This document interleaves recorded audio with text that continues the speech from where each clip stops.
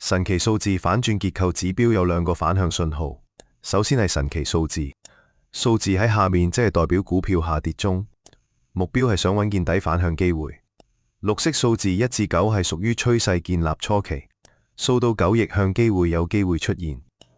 綠色9之後就有機會開始掃紅色1至13，紅色屬於趨勢開展期，到達紅色13，逆向嘅機會亦有機會出現。相反數字喺上面，股票開展緊上升趨勢，目標係想揾見頂反向機會，睇法同底部方法一樣。另一個逆向指標就係底頂結構1、2、3，無論係底結構或者頂結構都牽涉3支陰陽燭，指標掃到3就出現結構。